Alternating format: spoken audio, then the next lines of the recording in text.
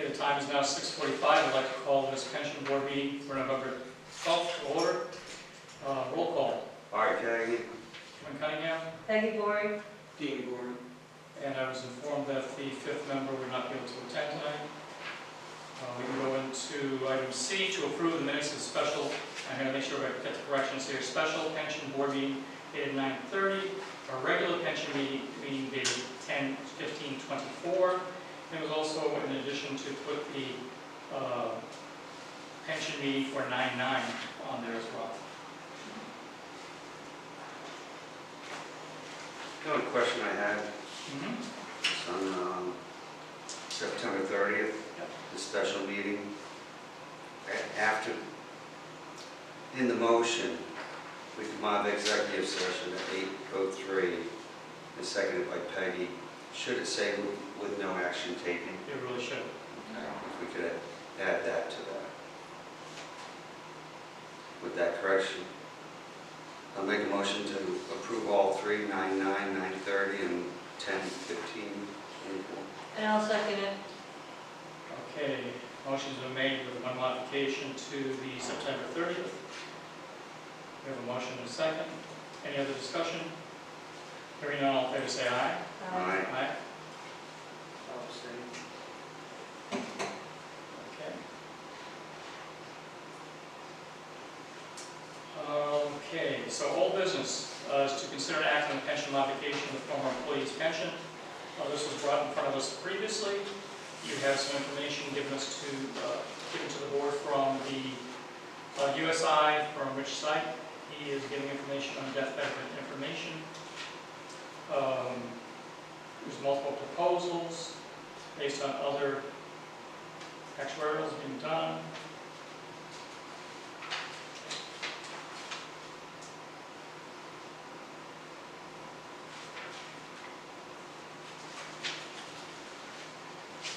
And then there was a write-up from our finance director for proposed language change, and we've had that for a little while, but I wanted just to go over leaving it as is. For new language, new language is two options. If a retiree dies within 1 year of choosing a single life pension, the designated beneficiary shall receive a monthly pension equal to 50% of the retiree's single life pension upon beneficiary retirement at the age of 62 years or older. And the other option would have been to say a fully invested employee spouse shall receive 50% of the employee's single life pension upon the employee's death. The beneficiary of employee can receive payment upon turning 62 years old. I don't know how others feel. I can tell you how I feel. I think the second new language seems to be more appropriate because it tells you are fully invested. And then it also tells you the exact amount that you would be receiving. In this particular case, I think that would be appropriate, but I'm not sure how you all I feel. 100% agree. No time period. The first language has the 1 year. If the retiree dies within 1 year of choosing. Yeah. Right, but it's in the state of Connecticut. Unless they sign a waiver, they get that. They get that. It'd be automatic. The first one isn't. It doesn't go by the state statute. They have to sign the waiver. If they don't sign the waiver, it doesn't matter. So I think the second language is more in tune with what we needs to be done to stay current with the current IRS and Connecticut rules. I think I'd like to be able to, and that's the other reason why I gave you the full packet. If you take a look at the back, you'll see that you have the full, here's your pension bylaws, paid employees of the town of Plainfield, the plan itself. I really think we need to start looking at that entire booklet to see, to make it up to date, what's going on. So it's a kind of a homework assignment, but we should be looking at this anyway. But we can always make other modifications as we go. Any input, Dean? Anything? I think the key language is fully invested. Fully invested. I think that's the key right there. And also, as you mentioned, there's no time frame on this either.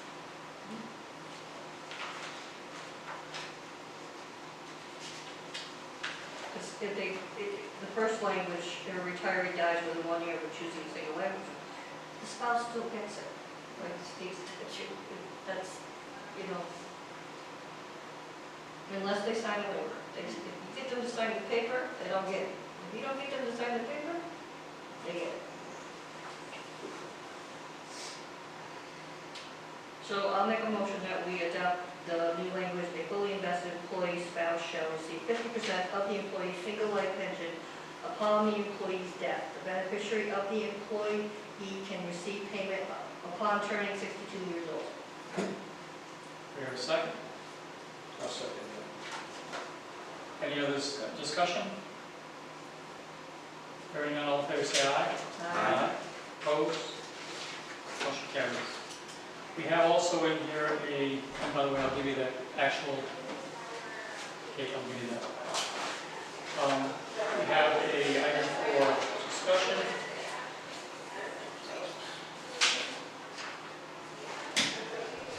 So you'll see that in your booklet, you will have item E, which is we have Stephanie Nadu, who was a paraeducator for the town, for the Board of Education. Date of hire was in '03, and she took some time off, came back, and has now decided to retire and looking for her pension. So you'll see here, if we were to make a motion, it would be starting September 1st for a monthly payout of $218.65 for Stephanie Nadu. When it started September 1st? Well, sometimes they backdate it, so you would have the paperwork in. She was just waiting for certain things to make sure that all the papers were in. Okay. Sometimes they don't turn all the So we papers. would backdate it? Yeah, we would backdate it. That's fine. That's the recommendation from the finance director, as long as it's okay with her. I'll make a motion to approve the pension distribution for Stephanie Nadu in the amount of $218.65 per month, starting 1 September 24. Second. Motion and second. Any other discussion? Hearing none, all in favor say aye. Aye. Motion carries. At this time, we would entertain a motion to adjourn. So, second. Dean first, Art second. All in favor say aye. Aye. Thank you very much. Okay, the time is now 7 p.m. I'd like to bring this Board of Selectmen meeting to order for November 12th and ask you please rise. I pledge allegiance to the flag of the United States of America and to the republic for which it stands, one nation, under God, indivisible, with liberty and justice for all. Thank you, and roll call. Mark Gagnon. Kevin Cunningham. Thank you, Lori. Item C, approve the meeting minutes from Board of Selectmen meeting from 10/28/24. Make a motion to approve the meeting minutes for 10/28/24. I'll second it. Any other discussion? Hearing none, all in favor say aye. Aye. Item D, public comment. Anybody here from the public wish to speak? Yes, would you mind just giving your name? Karen Vincent, Keith Avenue Road, Plainfield. I just had a question on Brunswick Ave. How big is that lot? .11. And is it a buildable lot? I can explain afterwards, but yes. Okay. It will be once something's done to it. And do you have a buyer? I Is that- Again, Okay, all right, that's it. okay, I will definitely explain that when we Okay. get there. Anybody else from the public? Oh. Okay, that's item 4. Okay. We do not have old business tonight. We go right into the new business. Consider an act on tax refunds as requested by the tax collector totaling $2,234.53. I'll run through them. Hyundai Leasing Titling Trust 27870, JP Morgan Chase Bank NA 16146. There's multiple here from Alley Financial, which the first one is 267.94, the next one is 262.69, the next one is 216.53, the next one is 418.04, the last one from them is 31.27. Toyota Lease Trust, the first of the two is 324.97, and the second one is 272.93. Hopefully, if my math is correct, it is 2,234.53. Which pleasure. Make a motion to approve the tax refunds in the amount of $2,234.53. And I'll second it. Motion's been made in second. Any further discussion? Hearing none, all in favor say aye. Aye. All right, there's a couple of bids here that we will be talking about. Item 2, discuss and act on a bid opening for the HVAC systems for the police evidence building. So that's under item 2. The bids came in. You have 4 bids for the evidence for the police evidence building. I will say that when you read both of these, you'll see that one is under, one's a little over. I talked to the finance director about this. If you approve these, we will still have to come back eventually for a line item transfer just to swap the monies. So if there's leftover money from one, we can put it into the other and take care of that. So the first one is for the police evidence building. The 4 bids came in. Allstate Construction Inc., $79,000. Air Temp Mechanic, $33,920. Save More, $46,000. And NESC, $25,780. I will let you know that our bid specs were put together and reviewed by our building inspector, who also verified everything here is good for each of these companies.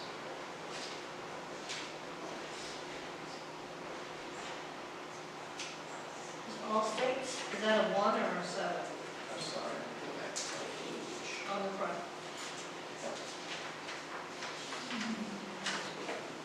Bottom one. 79,000. That's 79? Yep. Just making sure. Sure.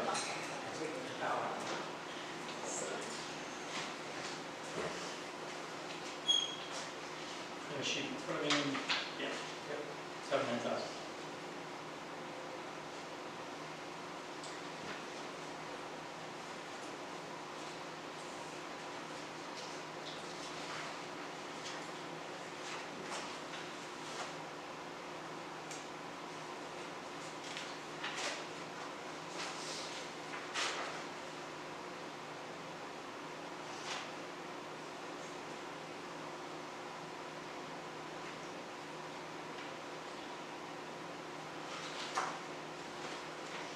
All of those bid numbers is different? So Ryan has looked at this and is, so that these are legit? No, it's the building inspector, because that was what he used to do for the job. Okay.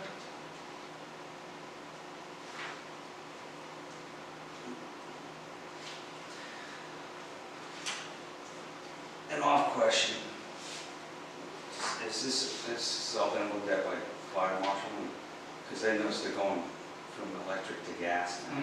So it's, before we make a bid, and It's perfectly fine. it's all good. Yep. Okay. Where they're putting tanks and everything, they got the room. Okay.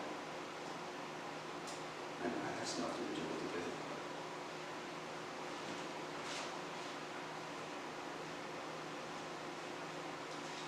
I'll make a motion that we accept the bid from NESC for $25,780. And I'll second it. Any other discussion? Other than not only this bid, but the other bid, I do appreciate the fact we have people coming in forth and putting bids. So, Yeah. all in favor say aye. Aye.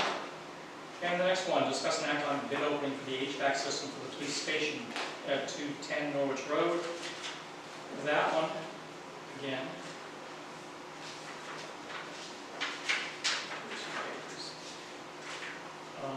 Same 4 companies came forth with bids that day. Air Temp Mechanical, $29,930. Action Air System Inc., $39,116. Save More, $38,000 even. And NESC, $22,900. I don't know that paper. This one? Yeah, that one. Where do we get that number?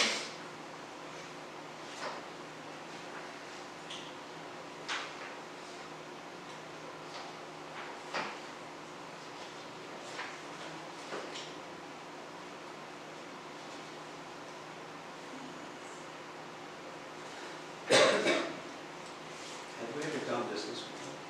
Just curious. NESC. I can remember. Okay. Have we done business with any of these guys? Again, I'm not that I can remember.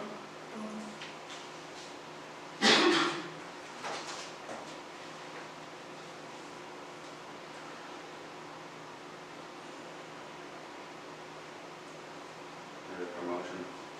Sure. Okay, I'll make a motion to give the bid for the HVAC for the police station to NESC for $22,900. Well, second it. Any other discussion? All in favor, say aye. Aye. Okay, now, on to item 4, discuss and act on the sale of town property on 0 Brunswick Ave. If approved, we have to send it to the Board of Finance, because according to the charter, anything you do for sale of property goes to the Board of Finance, and eventually does go to a town meeting. Let me explain that one a little bit, as there were questions that were asked. You were looking at .11 of a piece of property. In your packet, you should have a picture. That picture shows you near Brunswick, where the bridge area is, a town property had a sewer pump station. That's it right there. It means it's landlocked. You can't get to it unless you have rights. The Fandetti Corporation had owned the property that surrounds it and sold it to another person. And that person wanted to know if they could buy it from us, and then they would basically take that and crush it and fill it. I can tell you that what they intend on doing is fine, because what it does is eventually that goes back on the tax rolls as another additional piece of property. So it's landlocked though? Yep. It was part of Brunswick Mills. No, I know that. So the two things that I would say out of this would be that, number one, again, this has to go for all the steps. I talked to the new owner and attorney and said the town of Plainfield is not going to take on any cost to this. If they want the property, and again, it's landlocked, but they would have to do the deed, they would have to do all of the title, they would do all that work at their expense, not the town's. And they would be basically selling it to us for $1. They're gonna sell it to us for $1? I'm sorry, the way around. I was gonna say, Yeah, we're getting $1 out of this. so why are we selling it? Why or what? Why are we selling it? Peggy, what would you like to do with the property? Nothing, I'm just asking the question. That's the point, is you can't do much with the property, and even if you did, you have to get allowed to be on the property. It's an abandoned pump station, we don't use it anymore, so it means nothing really to us. So we're selling it for $1? Yep. What are their plans for it? Basically to fill it, crush it and fill it in. Take out the materials that were there, crush it, fill it in. Then that would be also part of the property that they would apply for housing on.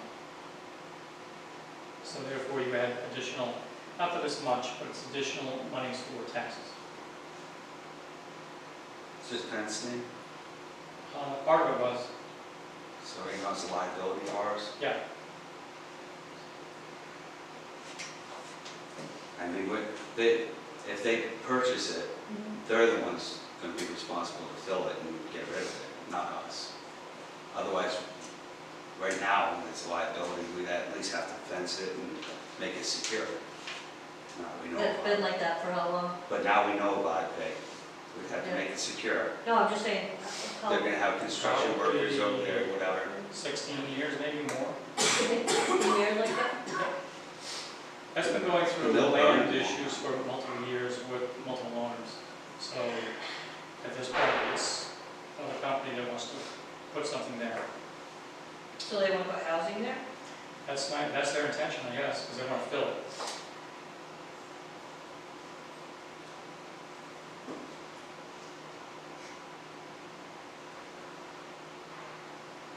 Selling an awful lot of stuff lately.